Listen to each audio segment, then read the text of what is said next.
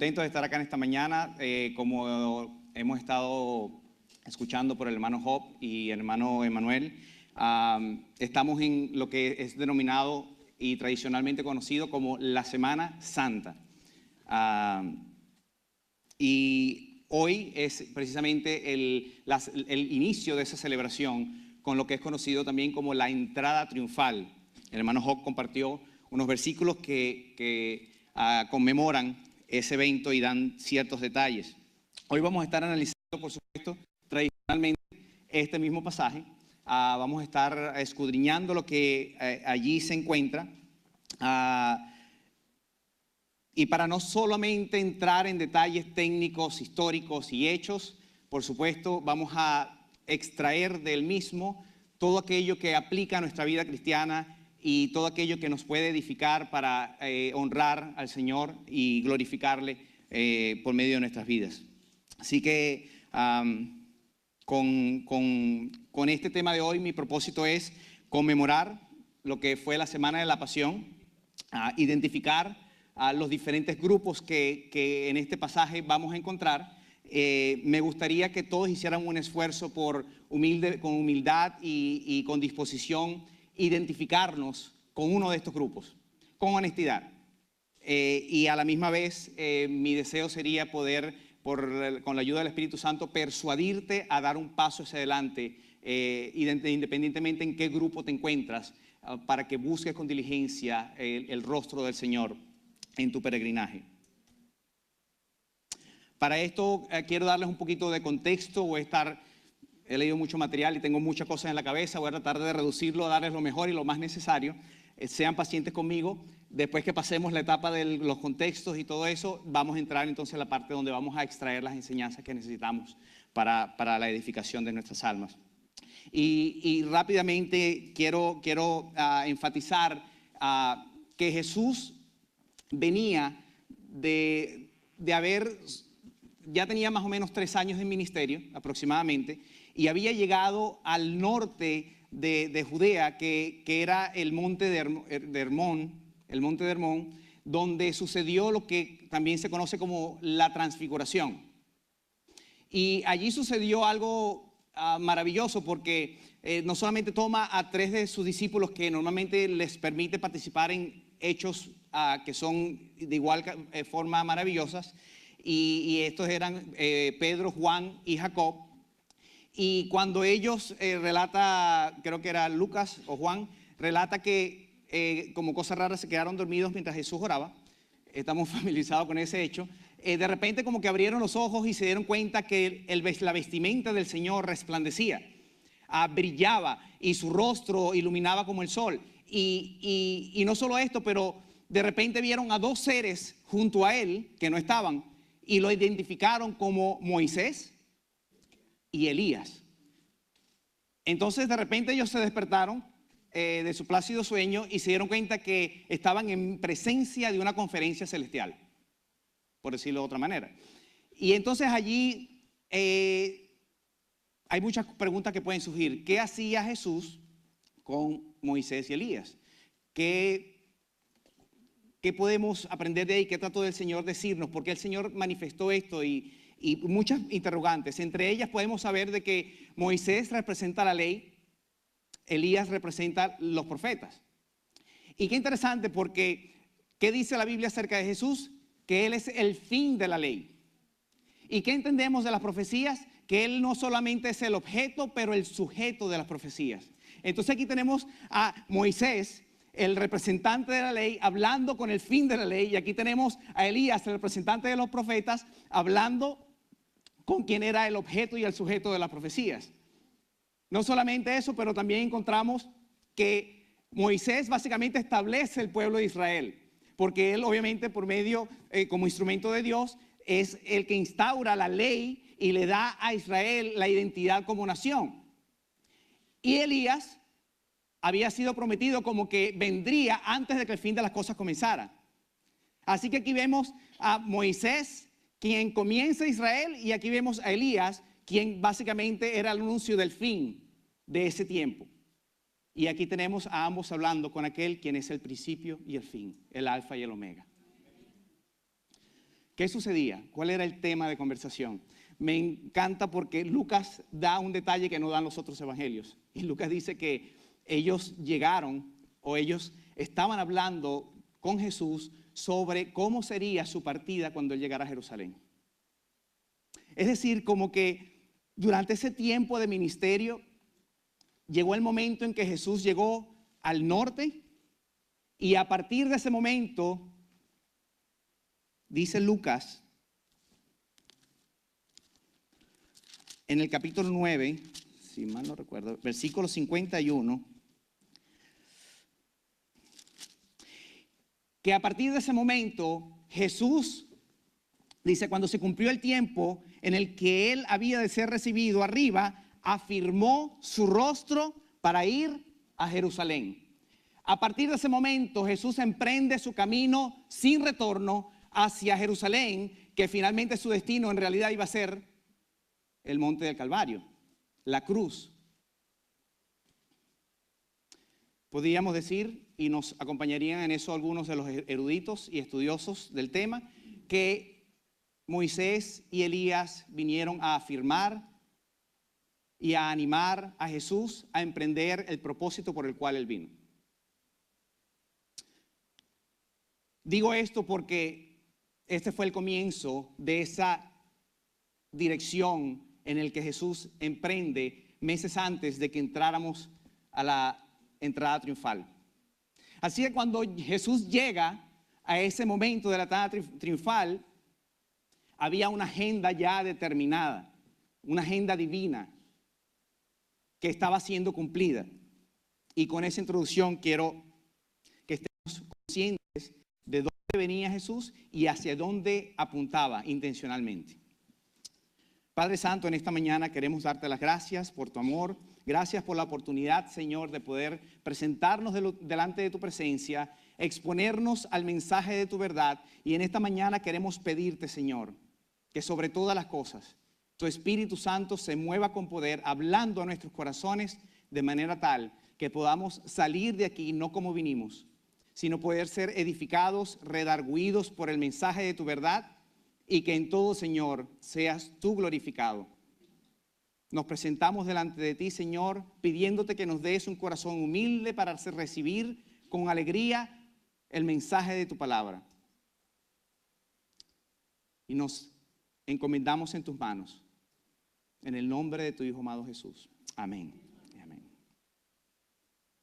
El propósito que entonces Jesús tenía era finalmente su glorificación. Era finalmente redimir a un pueblo. Esta mañana vamos a estar analizando el pasaje de Juan, capítulo 12, versículos del 12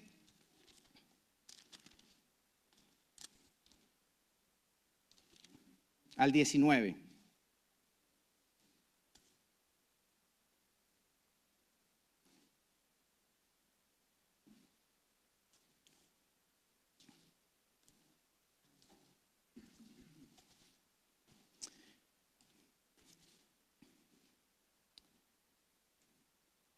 Y esto es lo que observamos. Dice el versículo 12. Al siguiente día, y tengan paciencia conmigo porque voy a estar avanzando poquito a poco y explicando un poquito sobre el contexto. Dice el capítulo 12, versículo 1, que en el sexto día Jesús vino a Betania. ¿Ok? Finalmente, meses antes venía del Monte Hermón, como les había explicado antes. Ahora, finalmente había llegado ya a las cercanías de Jerusalén, pero ahora estaba en Betania, 6 días antes de la Pascua, ¿cierto? Entonces, ¿qué sucedió? Tiempo antes de esos 6 días, Jesús había resucitado a Lázaro. Un evento magnífico, algo nunca antes escuchado ni visto, con testigos que tanto favorecían a Jesús como que odiaban a Jesús. O sea que no había discusión, no había duda, no había manera de alterar una verdad, de adulterarla. Habían plenos testigos que vieron y supieron de los hechos que sucedieron cuando Lázaro resucitó. Cuando Jesús viene a hacer su entrada triunfal, se le prepara una cena en honor a Jesús por medio de la familia de María, Marta y su amigo Lázaro. Para este evento ya los ánimos estaban subidos, especialmente entre los líderes religiosos. Ya había una disposición negativa ante Jesús, tan negativa que en realidad estaba ya en cuestión el plan de cómo matarlo. Y había otro problema ahora, y era que por la resurrección de Lázaro, ahora Jesús no era el único problema para resolver, sino que ahora Lázaro tenía que irse con él. Y eso lo vemos en el versículo 11 del capítulo 12, o el 10 y el 11, donde dice: acordaron dar muerte también a Lázaro, porque a causa de él muchos de los judíos se apartaban y creían en Jesús. O sea que ya eliminar a Jesús no resolvía el problema, porque ahora había un testimonio en dos pies ambulante dando noticias o testimonio, que valga la redundancia, de la verdad de Jesús y su evangelio. Entonces aquí encontramos que las personas ya estaban predispuestas ante cómo reaccionar con Jesús y lo estaban esperando, y sus discípulos cuestionaban: Señor, ¿por qué vamos hacia allá si sabe que te quieren matar?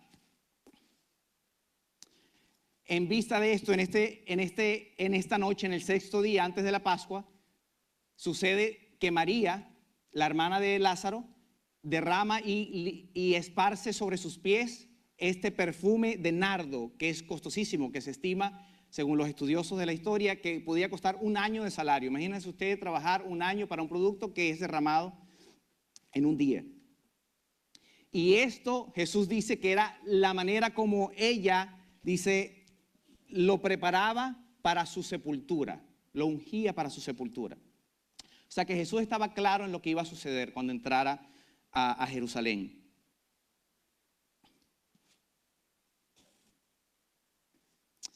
Entonces dice que al día siguiente, es decir, al 5.º día, antes de la Pascua, Jesús venía, dice, el siguiente día, grandes multitudes que habían venido a la fiesta, grandes multitudes.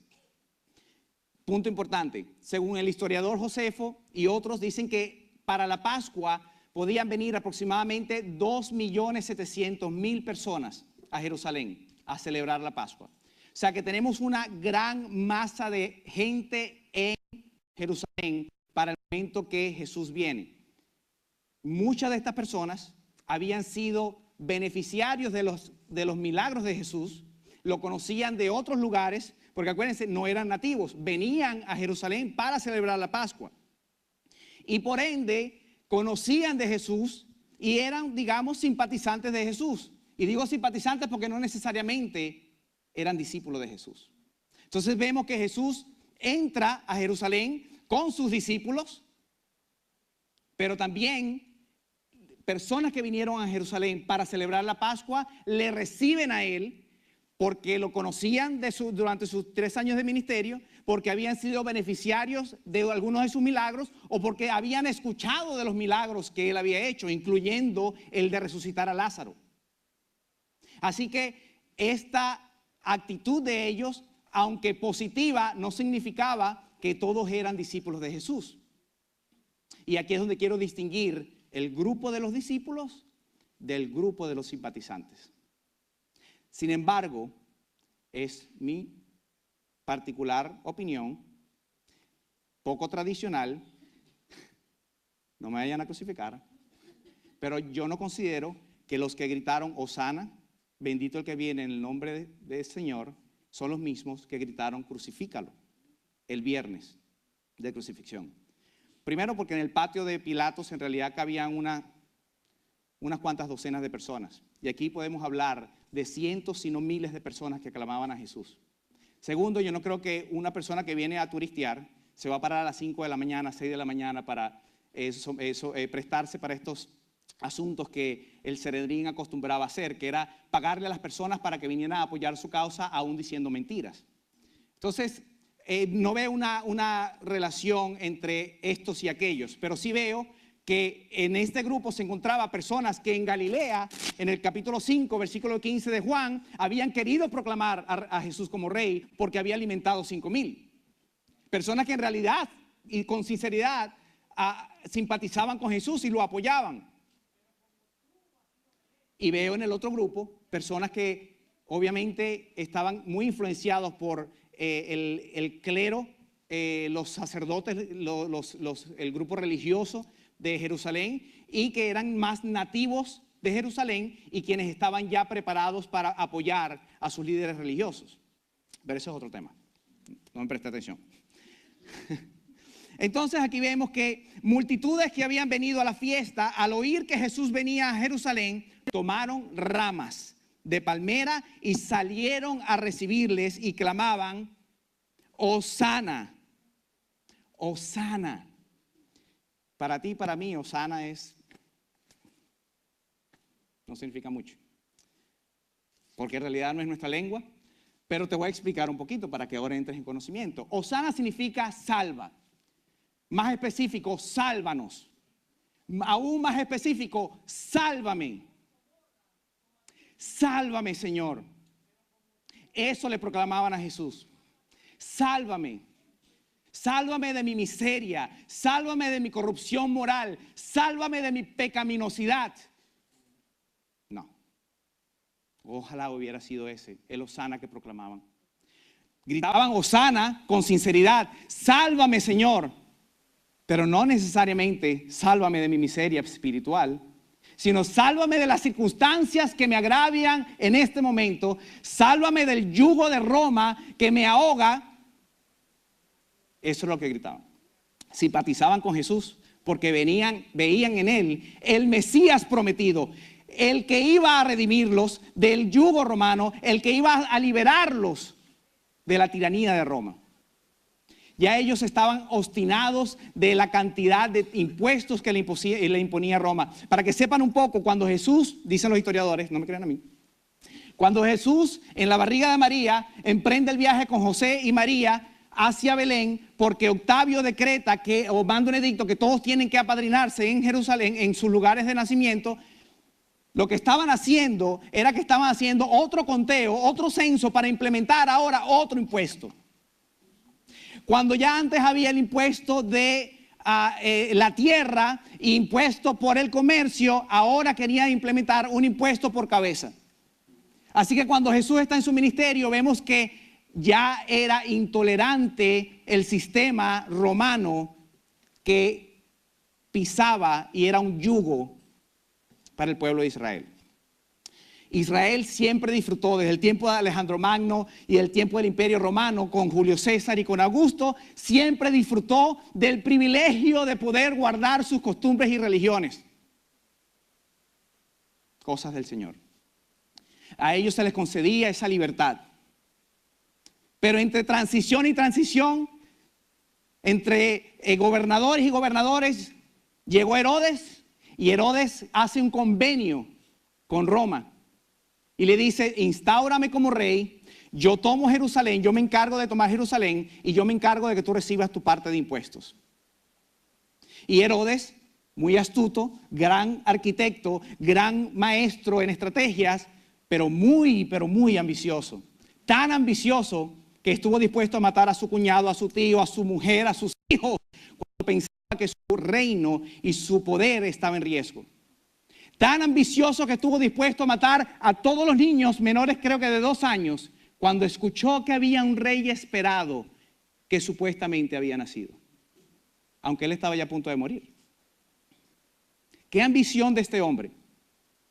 Por mantener el poder. Pues Roma instaura los impuestos, instaura de una manera estratégica a hombres del mismo país, hombres de pocos recursos, que les importara 3/4 el hacerse enemigo de sus propios compatriotas, para que ellos le sirvieran a Roma y ellos cobraran los impuestos y el gobierno de Roma se mantuviera en cierta forma aislado del problema. Y a Roma siempre le parecía importante instaurar siempre la paz, lo que era conocido como históricamente la Pax Romana. La Pax Romana era para que todo el mundo viviera en armonía. Pero no. De paz no tenía mucho. Lo que hacía de paz era que si tú tenías una pequeña objeción, al otro día amanecías crucificado o desaparecido. Y si alguien después preguntaba, ¿y qué pasó con mi amigo que hizo tal pregunta? También, dale jabón. Ese no es el tipo de paz que nosotros quisiéramos tener. Donde no tienes ni la posibilidad de hacer ninguna objeción o opinión. Pero ese es el sistema de paz que Roma instauró. Y lo que ellos querían básicamente es, yo te doy esta paz, lo único que te pido es que tú apoyes el gobierno y pagues tus impuestos. Apoya al gobierno y pague tus impuestos. En buen cubano, come chocolate y paga lo que debes. Así que cuando gritaban Hosana, lo que menos estaba en sus cabezas era: Señor, líbrame de mi miseria espiritual. Señor, líbrame de mi pecaminosidad. Señor, líbrame de mis malos deseos y ayúdame a servirte y glorificarte. No. Señor, yo necesito que tú me ayudes a establecer mi reino, porque este es mi reino. Aquí es donde yo quiero establecerme y permanecer por siempre. Y yo soy el rey y tú eres el que me tienes que servir a mí para que todas las cosas en mi alrededor funcionen. Para que el gobierno me deje de oprimir, para que el dinero me alcance por medio de la reducción de impuestos o no impuestos en lo absoluto. Y entonces habían grupos que estaban en contra del gobierno, los llamados celotes, que estaban dispuestos a arreglar y coordinar para tumbar el gobierno, lo cual terminó pasando en el año 66 y al año 70. Así que gritaban Hosana. Creían en Jesús, tenían las palabras correctas y se las estaban gritando a la persona correcta. Hosana, bendito el que viene en el nombre del Señor. Escucha, el rey de Israel. ¿Tú sabes lo que le podía costar a ellos lo que estaban diciendo? Ante un gobierno autoritario, ante un imperio que era terrible. La vida. ¿Qué tan desesperados estaban ellos que no les importaba en proclamar a Cristo como rey y someterse a las consecuencias? Porque veían en Cristo aquel que finalmente era un líder con autoridad, que incluso hasta refutaba y corregía a los líderes religiosos y les hablaba como aquel quien tenía autoridad y les enseñaba y les corregía en la interpretación de las Escrituras. Aquel que hacía milagros y resolvía los problemas. He aquí el hombre que estábamos esperando, el que nos va a salvar de este yugo romano. Pero lejos estaba de ellos, en realidad, el buscar la gloria de Dios. Así que tenemos a los discípulos de Cristo, quienes, no me malinterpreten, tampoco es que eran unos angelitos, porque capítulos antes estaban discutiendo quién iba a ser el más importante cuando el reino fuera instaurado. Es decir, bueno, aquí ahora vamos a Jerusalén y el Señor sabe que lo van a matar, o sea que este tiene que ser el punto donde Él dice: ya basta, vamos a armarnos y vamos a derrocar este gobierno, y cuando eso pase, porque yo he estado con Él 3 años, pues vamos a ver, Pedro, a lo mejor tú serías un buen ministro de defensa. Y a lo mejor Juan, ministro de Relaciones Interiores. Y tú, Jacob, ministro de Relaciones Exteriores. Y aquí se armó lo que estábamos esperando. Entonces, aunque eran discípulos, no quedaban ajenos al no entender lo que estaba pasando. Eso era muy común. Pero para que no crean que yo estoy inventando, mira lo que dice, me voy a adelantar un poquito. Dice en el versículo 17, capítulo 12, capítulo 16, estas cosas no las entendieron sus discípulos al principio.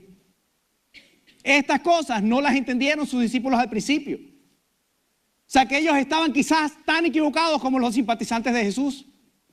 Ahora su compromiso con Jesús era diferente al de los simpatizantes. Simplemente tenían una mala interpretación, lo cual en realidad traigo esto a colación para que tú sepas que es normal, que tú puedes estar también equivocado en las cosas, en algunas cosas sobre la vida cristiana, sobre el reino de los cielos, sobre tu propósito aquí en la tierra y sobre a dónde debe estar en realidad tu corazón. Así que ellos gritaban: Hosana, bendito el que viene en el nombre del Señor, el Rey de Israel. Y halló Jesús un asnillo y montó sobre él, como está escrito. Aquí quiero llevarlos directamente al texto original. Acompáñeme a Zacarías 9:9, profeta Zacarías, capítulo 9, versículo 9. Y de allí viene este texto.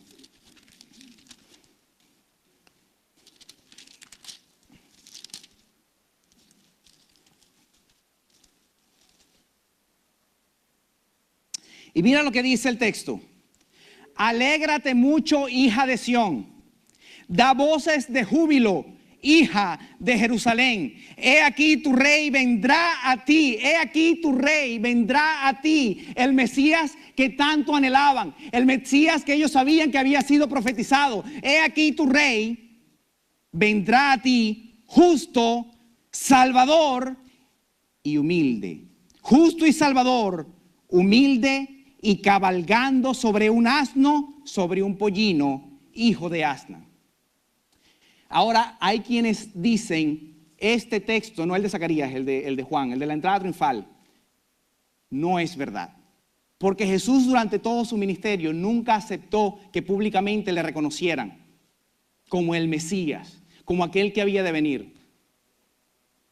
Sin embargo, tenemos que recordar qué pasó en el Monte Hermón.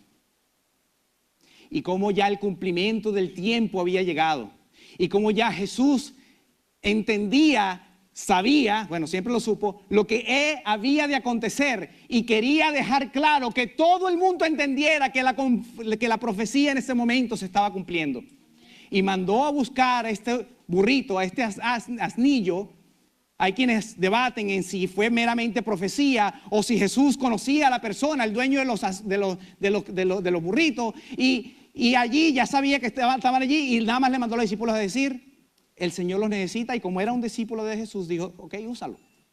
Independientemente cuál fuera el caso, había un propósito claro de Jesús. Y era dejar claro que al él entrar a Jerusalén en el pollino, se cumplía la profecía de Zacarías que tanto anhelaban ver cumplida los israelitas.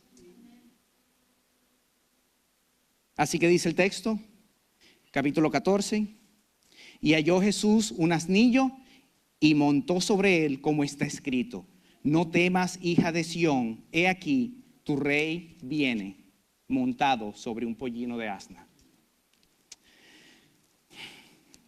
Cuenta la historia que Alejandro el Grande, así mismo se llamó él, muy humilde, Alejandro el Grande, y por supuesto, ciertamente el título le quedó bien, porque en la historia era un hombre estratega militar, conquistó el mundo conocido.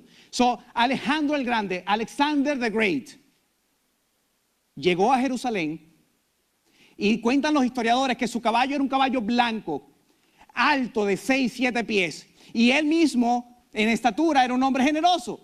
6 pies, quizás hasta 7. Y aparte llevaba un casco ostentoso con plumaje que lo hacía verse aún más grande. Así que cuando este hombre estaba montado en su caballo y llegaba a una ciudad, nada más su presencia intimidaba. Era majestuosa y gloriosa. Llegaba en su caballo blanco y podían decir, dicen los historiadores, que la persona percibían a este individuo de 13 pies de alto. Pues cuenta la historia que cuando Alejandro Magno llegó a Jerusalén, o venía a Jerusalén, el sumo sacerdote Simón tuvo una visión.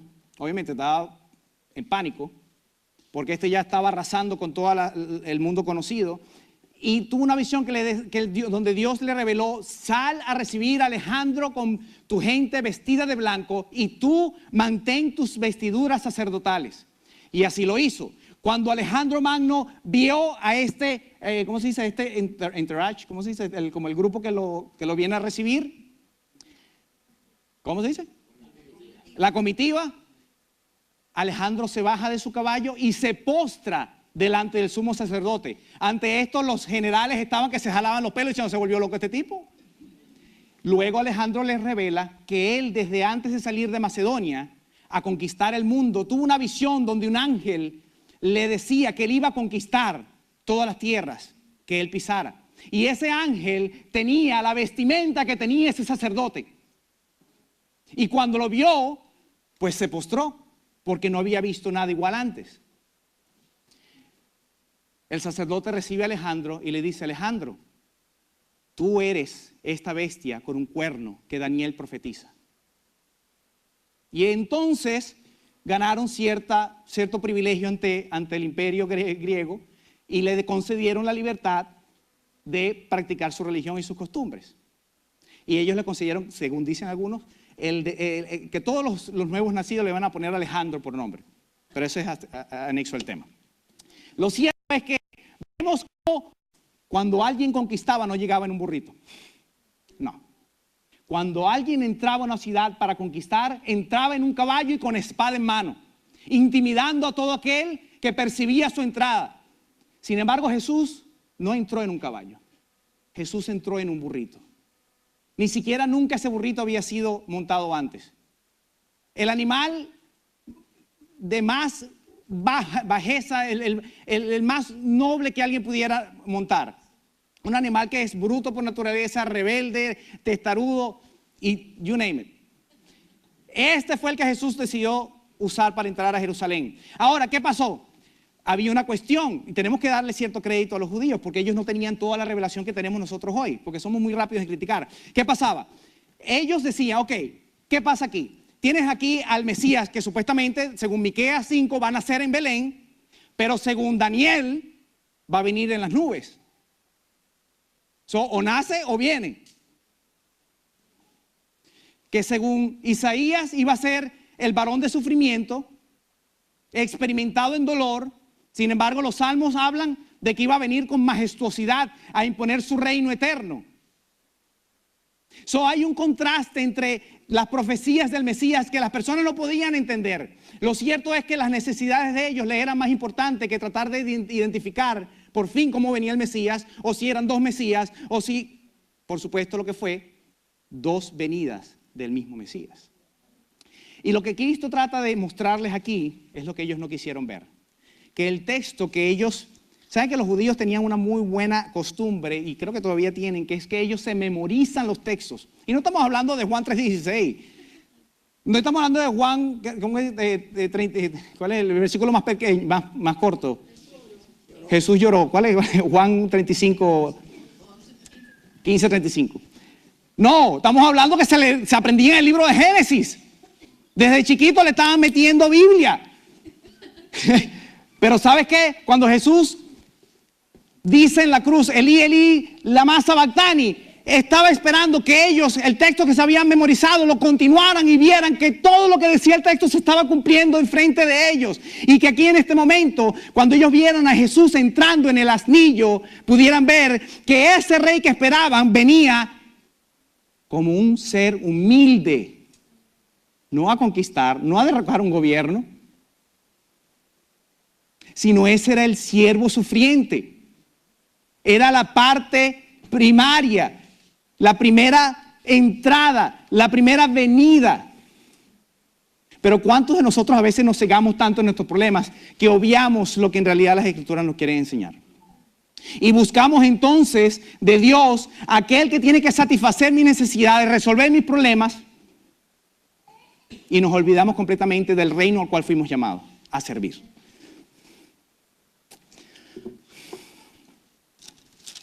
Así que ese fue el asunto. ¿Qué pasa más adelante? Versículo 16, como les había comentado, estas cosas no las entendieron sus discípulos al principio, pero cuando Jesús fue glorificado, entonces se acordaron de que estas cosas estaban escritas acerca de él y de que se las habían hecho.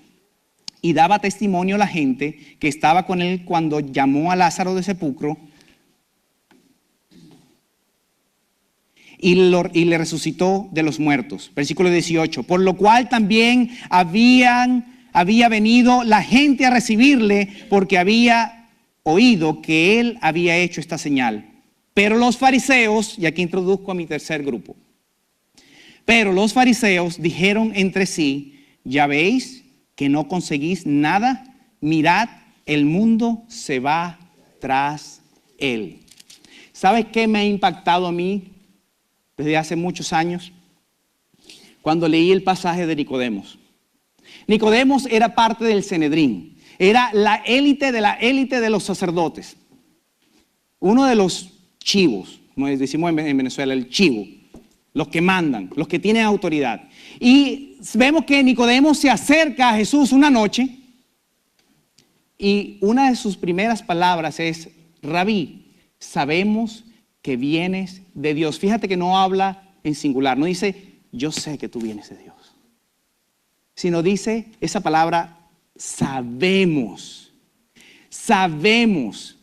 ¿Quiénes le acompañan en este conocimiento? Los sacerdotes del Sanedrín. Sabemos que vienes de Dios porque nadie puede hacer las señales que tú haces si Dios no lo ha enviado. Ellos no ignoraban. Los sacerdotes no ignoraban lo que estaba pasando. Pero había un problema. Su ego estaba siendo herido. Ellos estaban siendo corregidos en las enseñanzas que ellos por años estaban estableciendo.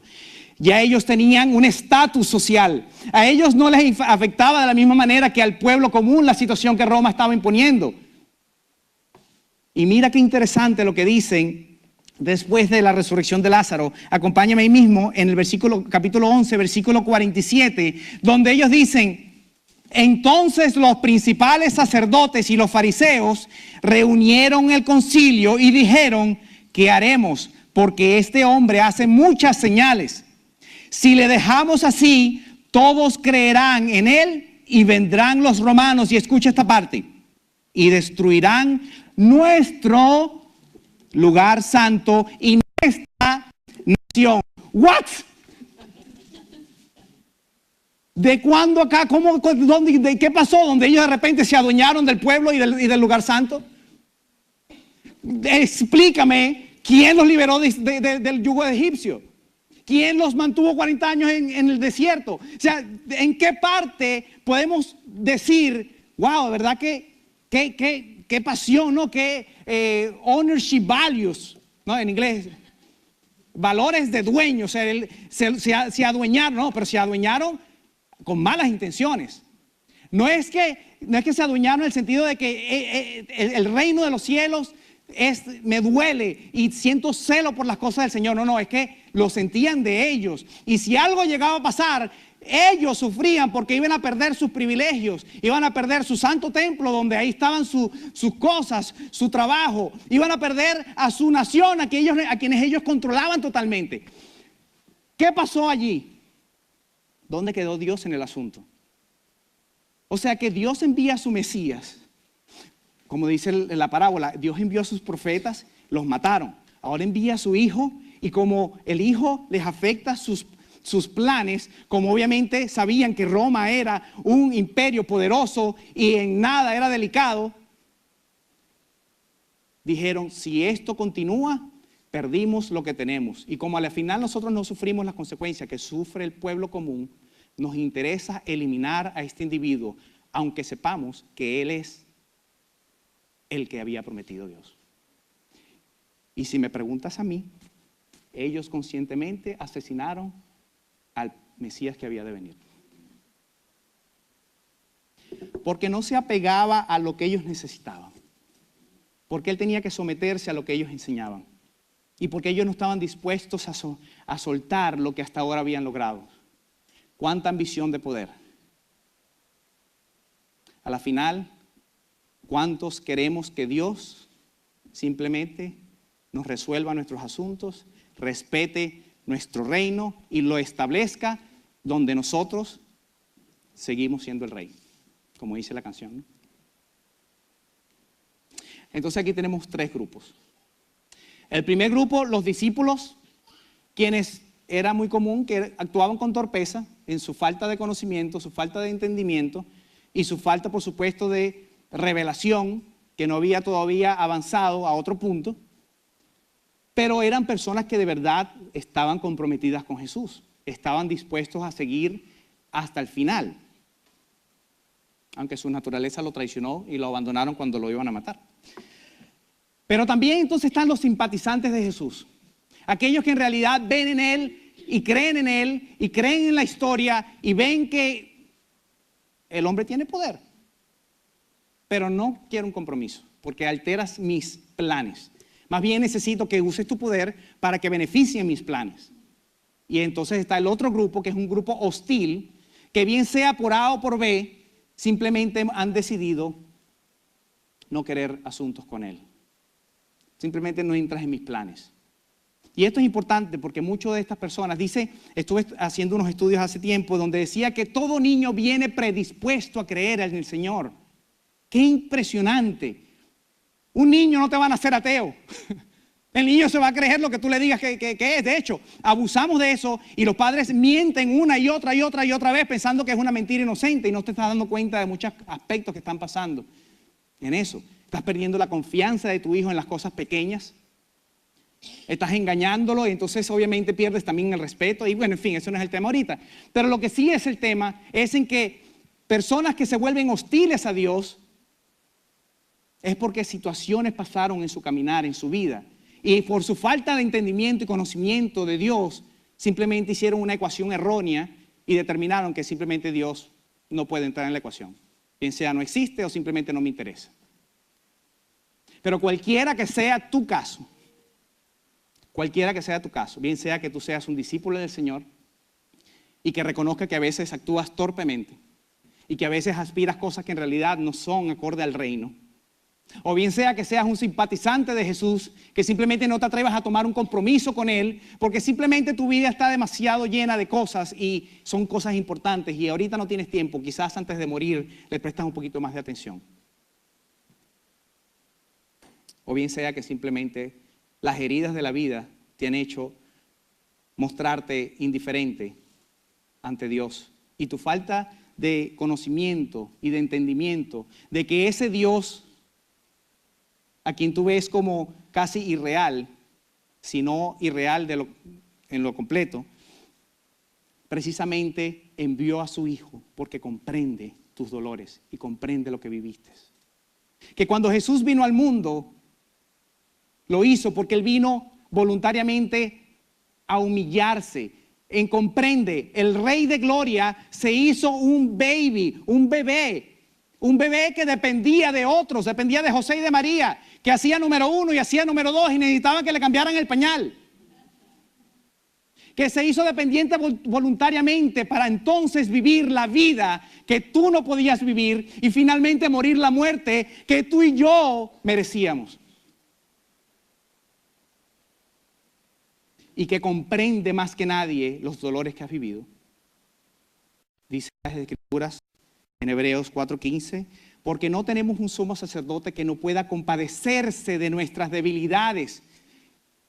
Explico, que no pueda entender los dolores que pasamos, que no tenemos un sumo sacerdote que no pueda entender la traición, la decepción, el dolor, las emociones, porque todo lo vivió en carne propia. No tenemos un sumo sacerdote que no pueda compadecerse de nuestras debilidades, sino uno que fue tentado en todo según nuestra semejanza, pero sin pecado.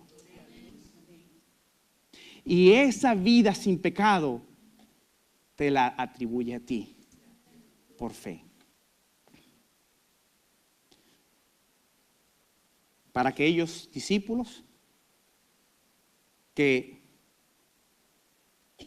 en los altos y bajos de la vida cristiana tambalean y que todos nos podemos identificar. Esta semana yo cumplí 14 años en el Evangelio. Y normalmente lo celebraba, pero esta vez, como que hice un análisis, dije, ven acá. He crecido en conocimiento altamente desde mi conversión, pero mi comunión con Cristo ha sido afectada en muchos aspectos. Y he tenido altos y bajos y ahorita no estoy como en un punto donde honestamente te digo para celebrar mi tiempo en Cristo, porque siento que mis conocimientos deberían estar a la misma altura de mi servicio y mi pasión para con Él. O viceversa, en realidad, mi servicio con Él para con mis conocimientos. Pero ¿sabes qué? Pido al Señor, Señor, ten misericordia de mí, devuélveme el gozo de la salvación, dame la fe que necesito para buscarte, para amarte, para mirarte y mirar el mundo como tú lo miras y mirar tu reino como tú lo miras y servirte como tú te mereces. Porque ¿sabes qué? Cuánta misericordia tiene Dios para con todos nosotros. Tanto para en cualquier grupo, tanto discípulos como simpatizantes, como hostiles a Él, cuánta misericordia tiene Dios para todos nosotros. Misericordia donde no merecemos nada, porque yo me levanto en la mañana y veo a mi familia y digo, Señor, gracias por este día, porque mis hijos están bien, mi esposa está bien, yo estoy bien, porque me puedo parar y puedo ir al trabajo. No sé, sinceramente, si voy a regresar. No sé si cuando llegue la noche estará la misma situación donde mis hijos van a estar aquí jugando conmigo, mi esposa va a estar allí arreglando las cosas y yo voy a estar aquí para dormir juntos en la misma casa. Pero en este momento te doy gloria porque esto no me lo merezco, es por tu gracia, es por tu misericordia y lo reconozco y deseo, Señor, ser corresponderte al amor y a la misericordia que tú me das con un corazón agradecido y sirviente.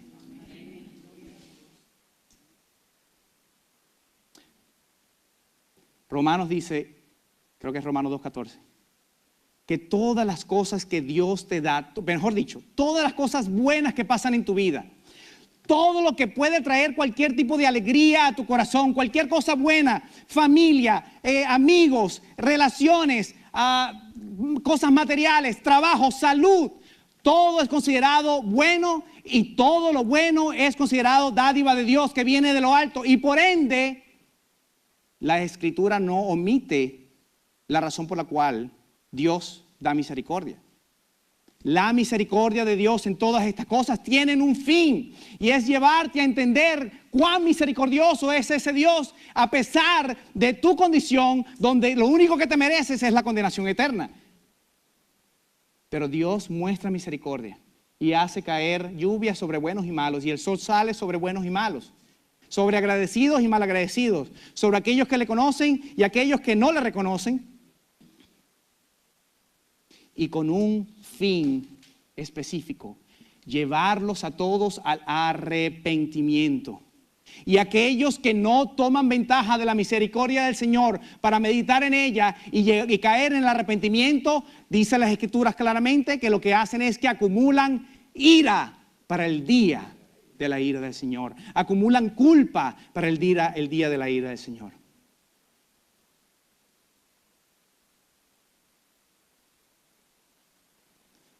Sin embargo, las misericordias del Señor son nuevas cada día. Y hoy nos alegramos de poder conmemorar la entrada triunfal de Cristo, porque sabemos de que a pesar de la ignorancia que había en el momento entre las personas a su alrededor, hoy nosotros nos beneficiamos de esta historia para saber lo que no se debe hacer y estamos siendo edificados y guiados a ver lo que en realidad debería ser una actitud correcta para aquel que vino a sacrificarse a sí mismo por ti y por mí.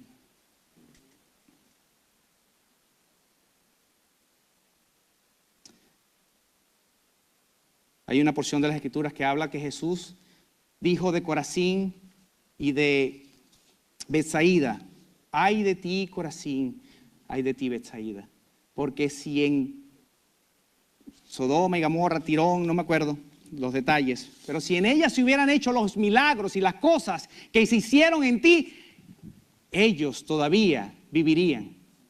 Sodoma y Gomorra todavía existiría.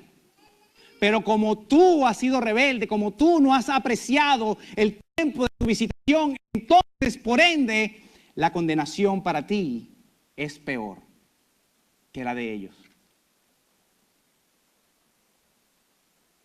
Y digo esto porque el plan es que cada uno acá, primero, como dije al principio, se identifique con uno de los grupos. ¿Quién eres tú en la historia? ¿Quién eres tú al momento de escuchar a tu Señor venir? ¿Quién eres tú cuando escuchas de Jesús?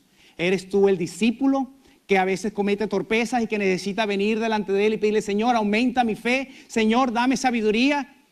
¿Eres tú el simpatizante que simplemente quiere usarlo para sus propios intereses? ¿O eres tú el hostil que no, por falta de conocimiento llegas a conclusiones erróneas y decides someterte a ti mismo ante limitarte a ti mismo del beneficio de gozar de la gloria del Señor en tu vida? Cualquiera que sea el caso, Hoy quiero que medites al respecto y te dispongas a pedirle al Señor que te ayude a mirarle cara a cara y que sea su espíritu guiándote en arrepentimiento para que crezcas en Él. Es necesario que yo muera para que tú, Señor, crezcas en mí. Cerramos nuestros ojos. Padre Santísimo, en esta mañana te damos las gracias por este mensaje, Señor. Gracias por hablar a nuestros corazones. Señor, ayúdanos, Señor, a poder dar pasos hacia adelante en mi relación contigo. Ayúdanos, Señor, a poder glorificarte por medio de nuestras vidas. Padre Santísimo, también queremos pedirte que tú bendigas a los corazones que con alegría traen sus ofrendas, aquellos que devuelven parte de lo cual tú los has bendecido esta semana y que lo hacen con disposición de expandir tu santo reino, Señor, y que lo hacen con alegría de poder contribuir en este reino al cual ellos han sido llamados. Bendice, Señor, a cada uno de los cuales van a darte, Señor, con este corazón alegre. Y sé con todo, Señor, en esta mañana, bendícenos y permítenos meditar en tu palabra, en el poder de tu Santo Espíritu y de tu gran Hijo Jesús, te lo pedimos. Amén. Gloria al Señor.